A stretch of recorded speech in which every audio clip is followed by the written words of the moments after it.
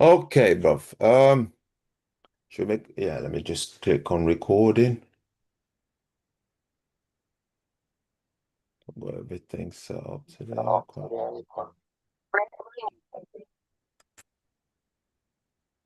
Right. So, bruv, do you want to do the Yep. opening introduction for us, please? Yes, indeed. Welcome along to this week's Alien Spaceship, where hopefully we'll have one or two items to talk about which you may find of interest. I am Trevor Gear, and he calls me Bruv. And I'm Emmy Hickins, and he calls me Cuz. Welcome to the Alien Spaceship. So, over to you, bruv. Yeah, well, it's a question I did pose earlier on our WhatsApp group, and that Yes. is two things really. Do you think it's possible to de-extinct an animal or a species from the past? And if it is possible, do you think we should do it? For example, dinosaurs or woolly mammoths, dodos, all have gone extinct. Well, let me ask you a question before you answer that. How Okay. many species do you think have ever lived on planet Earth? And just to give you well, it's not a clue really, but life began on Earth about De-extinct an 3.8 animal or billion a years species ago. from the past. I think the And Earth has if been it is here for like possible, do four you and a think half we should do billion it? For example, years. But um, life, actually, there are fossil traces from or sorry, 3.8 billion years ago. So that's how long life has been around. Now, with that in mind, can you come up with an assessment or a guess as to how many different species of life have actually ever existed on this planet? um, I wouldn't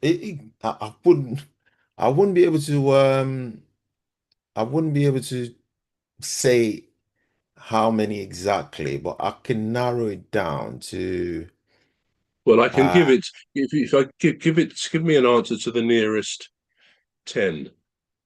No, all right. all So right. I would, I'm only joking there. Go on, you carry on. so I would say, a million, definitely up No, to a million. that's way off. But again, a difficult question to actually answer. And obviously, science doesn't have precise answers, but they're pretty good at estimating what the current levels are of species on the planet and what they have been. And and they do that by calculating the number of species currently on Earth and looking at their lifespans and things like that, and then going back over huge fossil records to see the lifespans relative to today's. They do a couple of multiplications and they come out with these figures. It's estimated, and it's a huge gap actually, giving themselves a lot of room for leg room. It's Hmm. somewhere between 5 billion and 50 billion different species have existed on the planet. And the other thing they've calculated on that basis is that however many have lived, 99% of them are now extinct. So, and it's not as if obviously we can say, well, what these 50 billion or 5 billion, what they were. They just know there have been these species, mainly from the fossil record. So they calculate as well that 99% have gone extinct. Now, therefore, that puts the question I asked you in a bit of a perspective, doesn't it? Do you think the woolly mammoth, which is one that went extinct, the woolly mammoth, as you know, I'm sure, is a woolly, furry elephant with big tusks and things like that. And Hmm. in the main, they went extinct about 10,000 years ago. But there was an isolated group on something I think called Wrangel Island, which lived until about 4,000 years ago. So even so, they've not been here for 4,000 years. Now, do you think it would be at all possible for scientists to de-extinct them, to bring them back to life, effectively, well, using the DNA they find in what would be permafrost, because they tended to exist in Arctic regions. So, what do you think? Would you do it, and could you do it? I would be controversial and go, yes, it would be possible. With the way science is going, yeah, I wouldn't put anything past these scientists. It only takes one code, crack one code, and there's a dinosaur just going. "Roar." I Would should that have. be a good idea? Would that? I mean, we know Jurassic Park and those films, those movies, they were very good. But would that actually be a good idea for very many reasons to actually bring back, say, dinosaurs?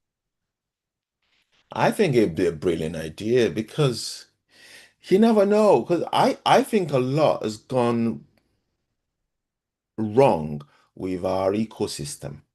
And this is the only reason why I think it'd be a good idea if, scientists could somehow recreate these things or bring them back into existence.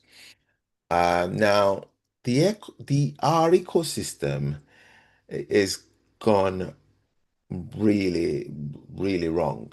And that's why we have all these disasters that we have. I mean, people say global warming and all that, but when you think about the ecosystem that we have, where even the smallest organisms have a duty that they perform, like the earthworm, for instance, Mm, till the soil and make it ready for whatever things planting or seed or whatever make contribute to the life cycle that we have today.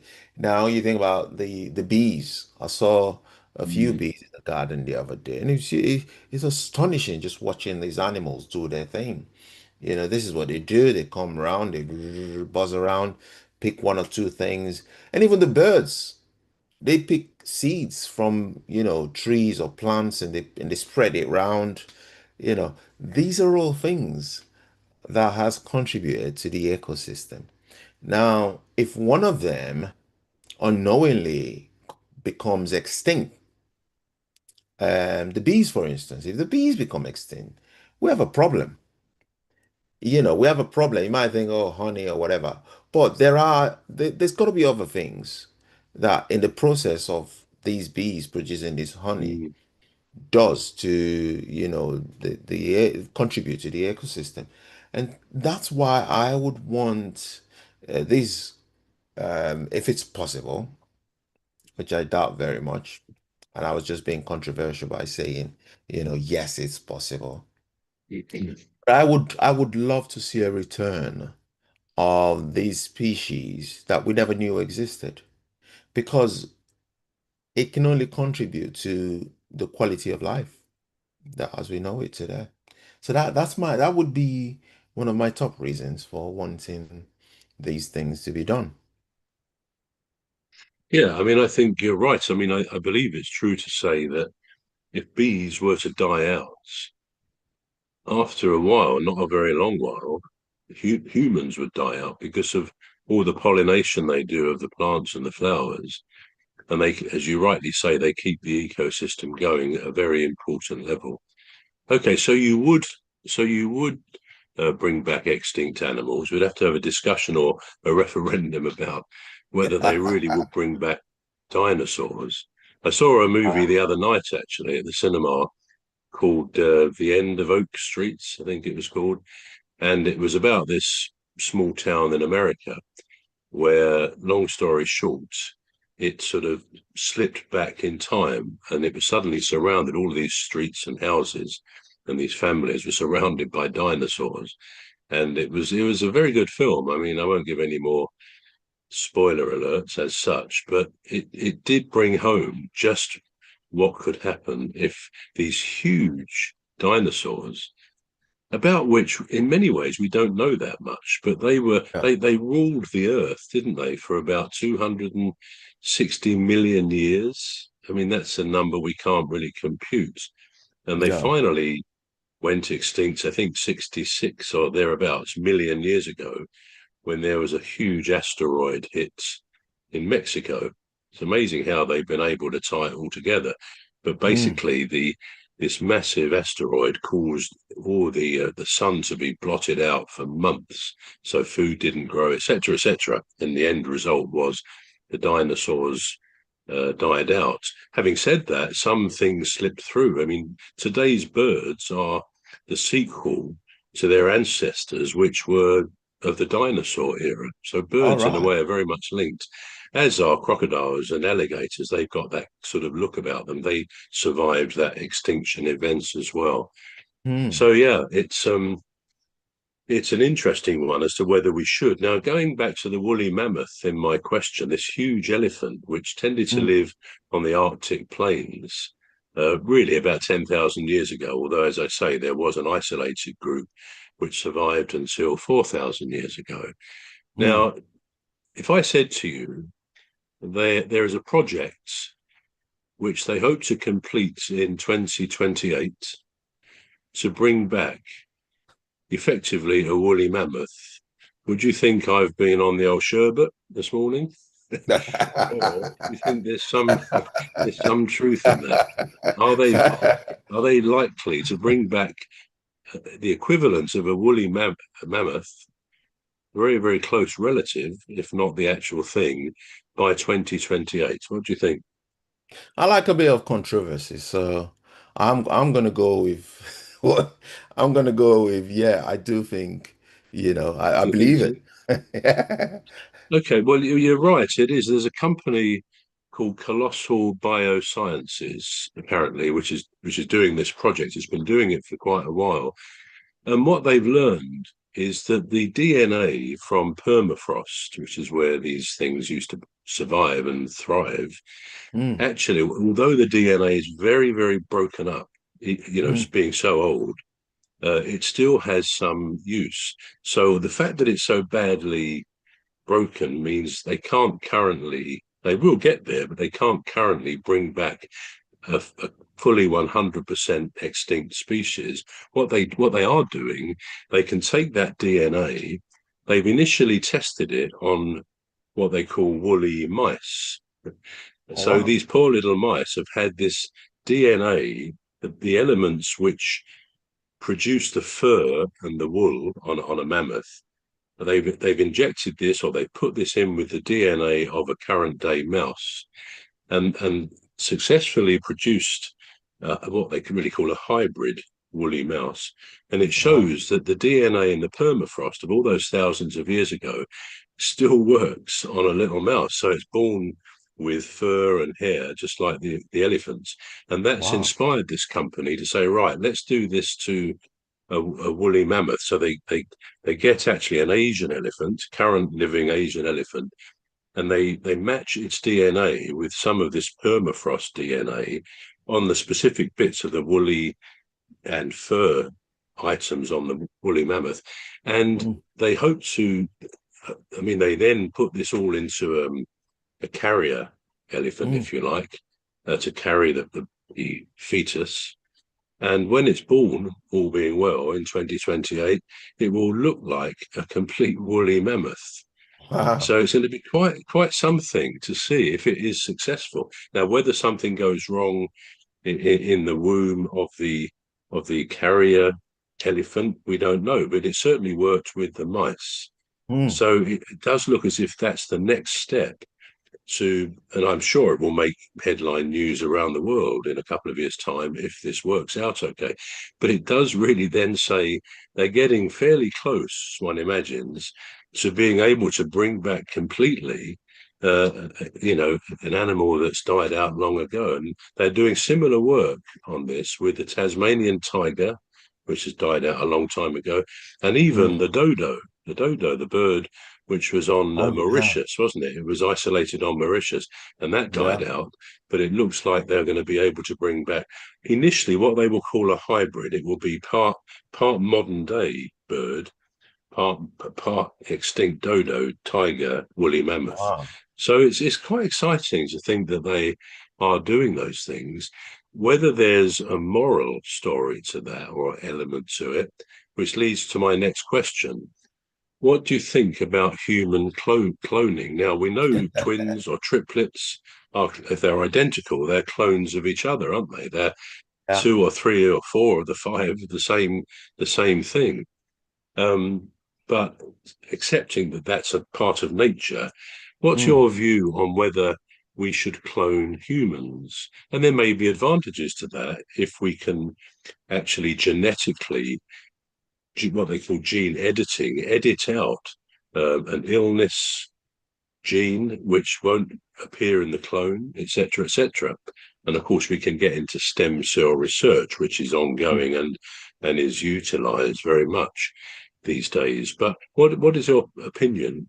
Should a human being be cloned, and do you think it could be done? For example, I think a human being should be cloned. you could send along your clone to do I, this, couldn't you? And I think it was you still. Do you know, it's funny because conspiracy theorists, they already think that it's been done with celebrities. They think, well, that's not this Yeah. celebrity. That's a Well, clone of. presidents as well, that sort of Oh thing, isn't yeah, it? yeah. Well, public Yeah. figures. Yeah. So they just think, yeah, they're cloning public figures already. Um, I don't believe that because, you know, I think my only fear with conspiracy theory, I'm diverging a little bit now, but I will stay, I will come back to the point.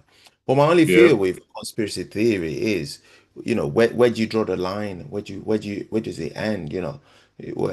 At what point do you say, well, all right, so I do believe cats, go out at night and do the shopping, but what about dogs?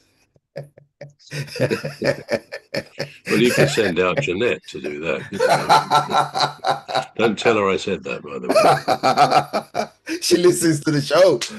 But Oh, anyway. sorry, Jeanette. I was only joking. Well, anyway, so just coming back to the clone thing. There's a program on ITV. I think it's an American program. It's a cartoon program called American Dad. And this guy, the main character, is called Steve. No, it's not called Steve. It's called Smith anyway, but he works in the CIA, and sometimes they joke about his double, say, that's not me, that's my double, and it just makes me laugh because if humans can imagine it, Mm, there are chances that somebody would try out, would go to then try to actually bring it to life. And I would have said this is all a load of rubbish, but there was the first clone in England called Dolly the Ship. I don't know if you remember yep. that, Yeah, I where, do. I think it was 2001 or something. I think it was And 98, I think, or or was 2000, it 98? 1990. Yeah. I think It was so. in 90. Yeah. Yeah. Anyway, so, and I look at that and I think if they can do it Mm, to an animal, how long before somebody starts trialing it on a human? mm. you know, Either publicly or secretly, somebody signs it. Somebody, you have all the money, you get all these bunch of nutty professors together, and you know, Yeah. and, it's, Yeah. and there's another version of me just walking about. I would love that. But do you think it seriously? Do you think it should be done? If it can be done, do you think it should be? There must be health advantages to having a spare set of organs, for example. And let's face it, twins, if one of them needed a kidney, the other one presumably would donate one of theirs. And their makeup, their constitution will be identical. So you'd have an instant match for somebody. Mm. And if you said, well, it can be up to individuals if they would like to be, sounds strange, doesn't it? But they'd like to be cloned, if only to get a spare set of everything, they could do it. Now, there's obviously a heck of a lot of questions which Mm. arise from that. But do you think if somebody chose to have a clone made of them for spare part surgery, for example, they should be allowed to do it? Do you think? Or is that a bit immoral, I think yeah, unethical? yeah. I think you had a case there until you said spare parts, and I, Well, and yeah, straight away. yeah. Straight away, I thought, oh no, because when you think about spare parts, you go to, for instance, you go. 'Cause I used to work in a scrapyard, in Scotland. And so, for instance, you go to a scrap yard, there's a car there, and sometimes you can take out whatever part you want. Now, if you did that to a human being, what would be left of it? Mm. That's the thing, isn't it? Because once that thing can breathe and that thing can has bloods running through their veins, then you'd need a totally different kind of country or a Mm. different sort of community, let's put it that way. You need a different kind of community to then put those people there and say, these people, they are not really humans. They are to be used for, if Copies. Yeah. Yeah. you know, uh, if you've got a damaged kidney, for instance, yeah, well, just go, like my boss used to say, he'd say, well, I mean, can you go to the garage and get me an alternator or something? And yeah, you have to go there. You don't. There's no ethical way of removing this Mm. thing from this car because that car is scrapped. So you can go there if you snap a wing mirror, for instance, you just think, yeah, it's a wing mirror or whatever. Um, and to do that with humans, I don't know. It'll Mm. take a different kind of conscience to do that. It would corrupt people. It would degrade the human race. It would encourage um, a kind of a bidding process for people. You'd say, well, all right, so I'd love to replace my car radio, for instance, but I can't afford it. And you're talking about a human, I'd like to Mm. replace my heart, for instance, but I can't afford it. And you're looking at another fully fledged human with a beating heart, and you think, I want that heart for myself. So where Yeah, does I it mean, end? an obvious, That's the thing, isn't yeah, it? that Yeah. where would it end? And obviously, it's never going to Yeah. get, presumably, to that stage. But what do you think about the harvesting of organs? Now, there are clearly trades around the world in people's organs. If you responded to an advertisement, say here or in another country, which said, if you donate your kidney, um, so we can implant it in somebody else who needs it, we'll pay you £50,000. Do you think there should be a permissible trade of human organs like that? Should we be able to sell an organ or part of it to help somebody else and gain financially, or not? Do you think is there an unethical part of that as well? Yeah,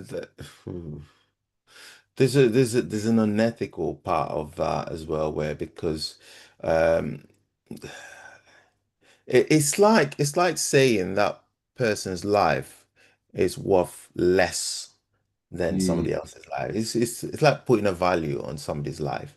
I know the person, yeah, you might say the person is willingly doing it or doing it out of willingness to gain something materially or to gain monetarily.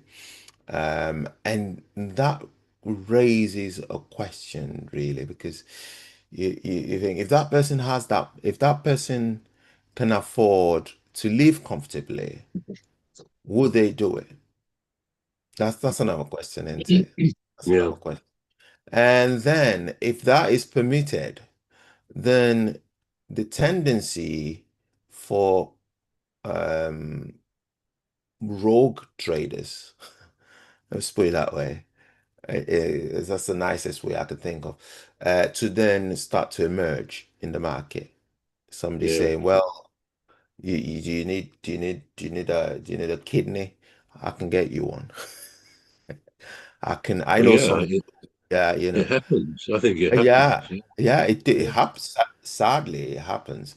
And they start to put a price on it, and Mm, it doesn't go to somebody that necessarily needs it. It then starts going to the highest bidder. yeah. So for that reason, I would say it shouldn't be allowed. No. No matter how desperately somebody might need it, because it then creates room for it to be abused. Mm. I mean, there could be people that are genuinely terminally ill and they have no use for it. But who determines that? Who determines that somebody that is terminally ill, given 6 months to live, doesn't then go on to live for another 10 years? You never Yeah, I know, do mean, you? if they got a failing organ, I suppose, then Yeah. they can pretty much say that. But yeah, so going back to human cloning generally, cloning, Mm. it is around the world. It's internationally outlawed. There's most countries have a human cloning act. I think we have the Human Reproduction Cloning Act, which forbids anything like that. I mean, nowadays, scientists, doctors have made a lot of progress in actually managing to grow in a petri dish, really, a human organ just from the Oh, basics wow. after a fetus without taking it. And indeed, so scientists in our country and abroad have carried out the initial parts of cloning, produced a fetus, but not let it go to term because that's Mm. where it really would have terrible implications. But it's interesting the way they do it as well. And it's a bit frightening when you think what could happen. Because if we take what we call perhaps Murphy's Law, you know what Murphy's Law is, and that basically says what can happen will happen Yeah. for good or bad. If there's a possibility, as you perhaps implied already, of something pretty evil going on in organ harvesting or whatever, then we could be in some problems. There is Mm. actually a company, I forget what it's called, but who's actually claimed they have cloned a number of people, but they've Oh, never wow. ever been able to produce evidence of that. It's a very difficult thing to do as well. What they do by a strange name process, somatic cell nuclear transfer. I think it's something like that. What they Mm. do, they extract the genetic material from one person. This is how, or Mm. an animal if it was Dolly the sheep. They extract it from one person. So they're not doing the sperm and the egg, the male and the female. They're Mm. taking the material from one person and then implanting that alongside the carrier. They form with that, with this process, this somatic Mm. process, they form a fetus. So that's quite incredible in itself, isn't it? When you think we know that to produce a human being, you need the sperm and the egg, etc. Well, Mm. this takes out the material which is already fused there, and they Mm. can develop a fetus from that. That's then given to a carrier, a person to carry that in the womb, or I Mm. guess initially it can be done in a laboratory, but it would produce a human eventually, not not produced by a male and a female, but from one person, and that Mm. person would be the clone. Who the new person would be the clone of that contributing genetic material. The Dolly the sheep, I think, as I say, 1998, because Mm. it's a very difficult process to work. It took 277, I think it was, 277 times. You know, we're told VHF, aren't we? Which we know that's a fertility treatment. That can take quite a few times. And eventually, if they can't get it to work, a couple would have to say, well, we give up Mm. because I guess it gets too expensive, etc., etc. But it does sometimes work eventually. But whether cloning would be the same, whether they would improve that statistic, but it took 277 times Wow. for that to work, so that Dolly the sheep was then born after being, carried by another sheep. Mm. And it lived, I don't know what the span of a sheep normally is. I believe it's 10 to 12 years, maybe 15, the Mm. lifespan, but Dolly lived for 6 years. And that's another downside of cloning, that there's invariably damage to the genetic structure, very short lifespan, organs damaged. So it's far from a perfected thing to do. And as I say, Mm. most countries have long since outlawed it anyway. But yeah, it's quite an interesting subject, especially when we now think about de extincting some of the species from the past. Because you could say the same, couldn't you? In future generations, they might want a sort of a clone or a hybrid of one of their ancestor relatives. Mm, And the same thing could apply. What they can now do with with a woolly mammoth, they could get a hybrid of a person, which again, if it can be done, it will be done possibly, which would, I guess, at the moment be highly illegal. But yeah, we know that human ingenuity, human progress is advancing at amazing rates and just about everywhere. We must eventually reach some design limits, I guess. Not everything can go on progressing. It's comes to a stop and then they change into something else, I suppose. But yeah, mm. there's a lot of stuff going on. So with that in mind, another question about the human race. Would you say the Homo sapien, of which we're members, I hope, would you say we are a successful Homo series, humans species? Are we successful? Just to sort of throw in before you answer, you think of, yeah, lots of good things, lots of amazing, brilliant ingenuity, the divine spiritual side of mankind. But we know also there's a negative side, and we think of crime, we think of illnesses, we think of um, differences between what the haves and the have-nots have. I don't mean necessarily one country, but around the world. Some people still don't get enough to eat, and there's a great imbalance of lots of things about humanity. So, would you Mm. say the human race known as Homo sapiens are a successful species, or do you think it's not successful or mixed? I think we're a successful species because look what we've achieved. Look what we've achieved. I mean, Mm. I don't know, but I don't think we used to live as long as we do now.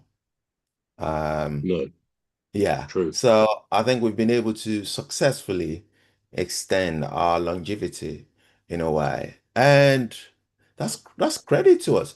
And we've done it not in a frail manner. It's not like, oh yeah, you get to this age and you're very frail, which is natural.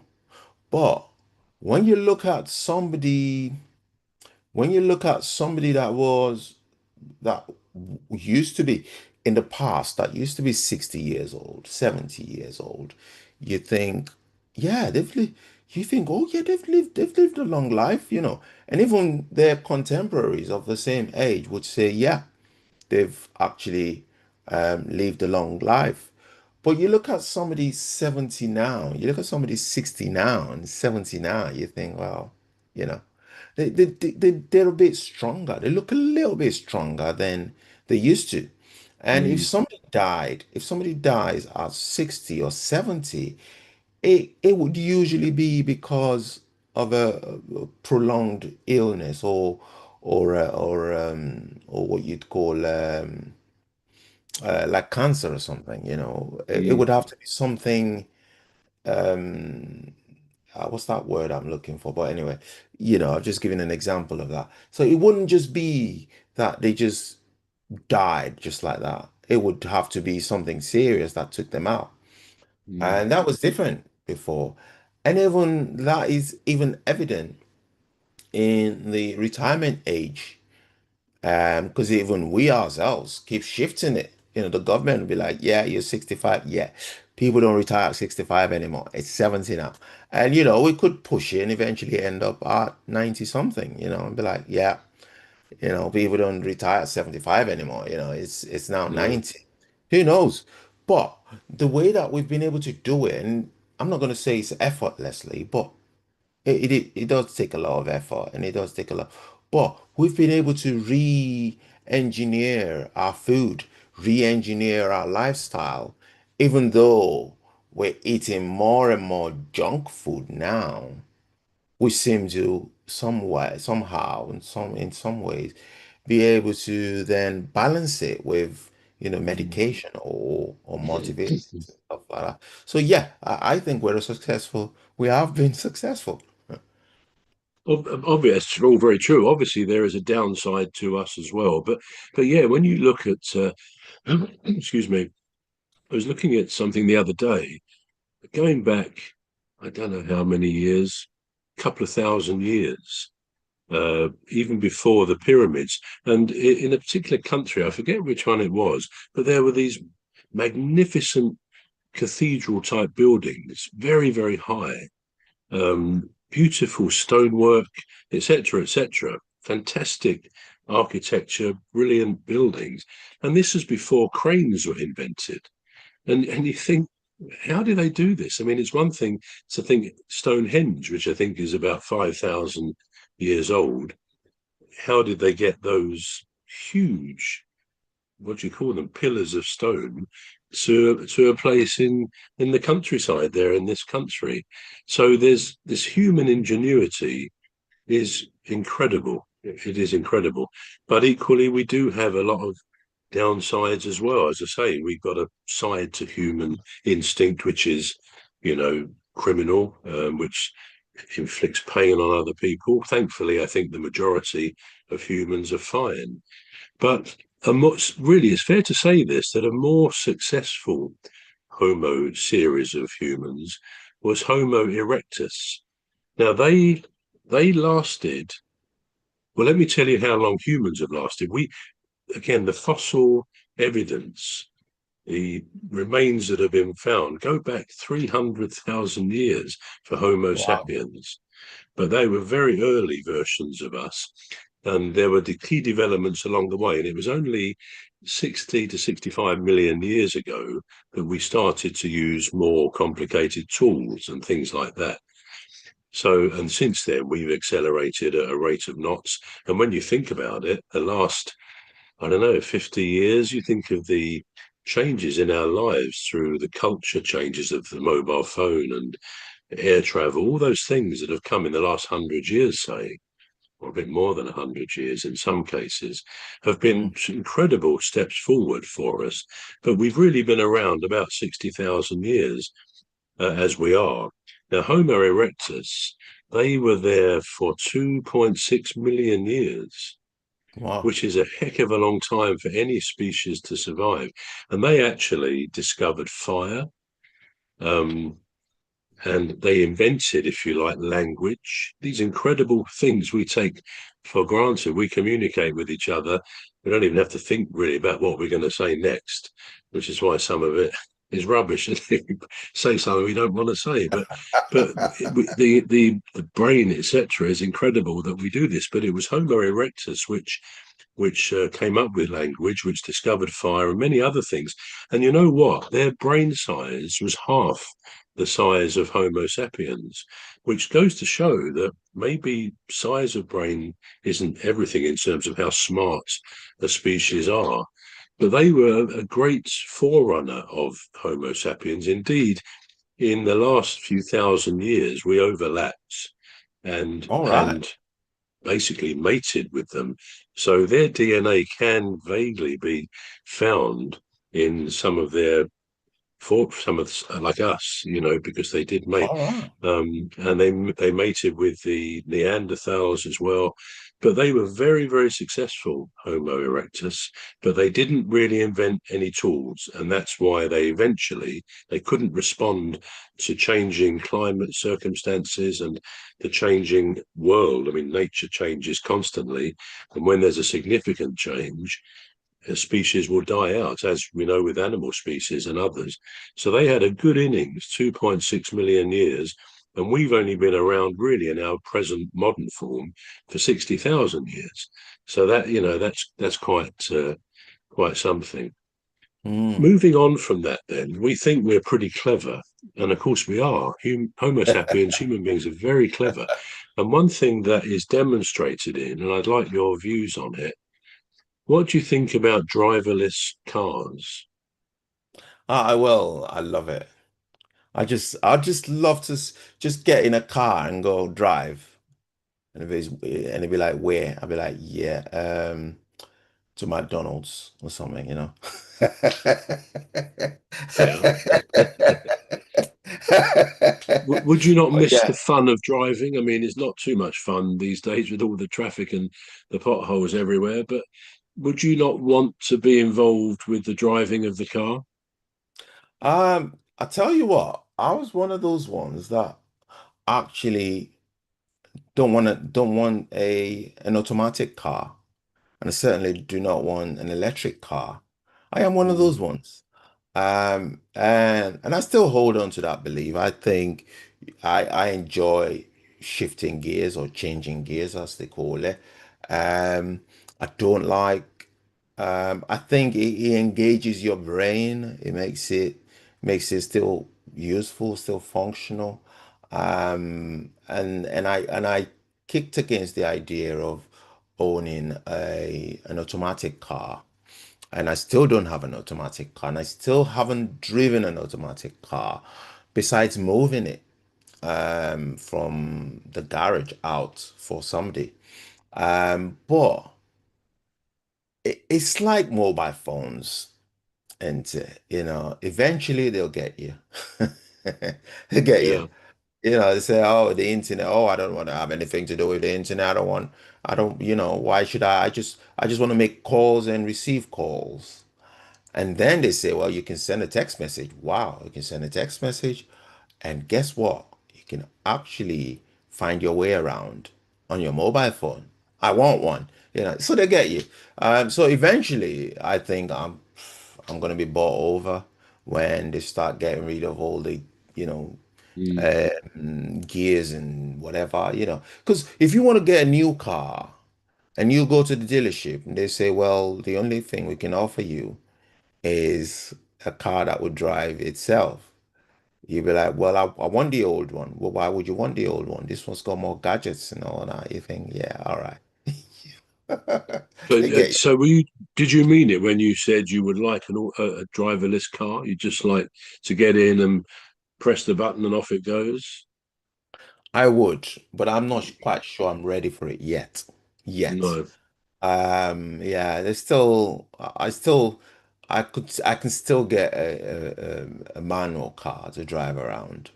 And as such, until such a time when I can no longer drive around in a manual car, and then I think, well, I might as well, Yeah. you can't beat them, you join them. So that's what it comes down to, don't it? I mean, Yeah. obviously they're very clever, and whether we like it or not, driverless cars are coming in. Yeah. Um, Let me ask you a question. Do you think there's ever been a fatality with a driverless car hitting somebody? Um, I would say no, because then there aren't much of them. There aren't many of them around, and the laws governing them are very, very strict. So unless the computer board malfunctions or whatever, so I don't think there's been a fatality yet. I haven't heard of any. Well, I mean, just to correct you on that, the main one that is well known. I mean, I heard about it almost by chance a while ago, but a lady in America, I think in Arizona, I think her name was Elaine Hertzberg. She was run over and killed by, I think it was a Tesla driverless car. I Oh think it was wow. a Tesla. I'm not 100% sure it was a Tesla, but the driver was there, but he was distracted because he was on his phone and something went wrong and it killed the lady. Now, I'm not sure where they Mm. are with you know, the court situation on that. But it has to also be said that apparently with the Tesla autopilot testing, I mean, I looked this up again to check it, but apparently have been dozens of deaths with the Oh testing wow. of autopilot cars. I guess a bit like a prototype aeroplane. You get test pilots, and sometimes, sadly, they die. But I was a bit surprised to see that dozens of people have died with Mm. automatic car testing. But maybe that's the price to pay for something that eventually may be a benefit. Yeah. Anyway, that's a bit about human beings and de-extincting things. So thank you for your contribution, Kaz. Yeah, so this is all we've got time for on the alien spaceship. Join us again next week for another interesting edition where we get to bring you more topics. Um, about well, about general topic really. I think So we'll move on. Yeah, go on. No, yeah, carry on. I've been Emmy Hickens and he calls me Cos, And I'm Trevor Gear, and he calls me bruv. and it's a goodbye from me. And goodbye from me too. Ah, that's good. Okay, so stop all the live.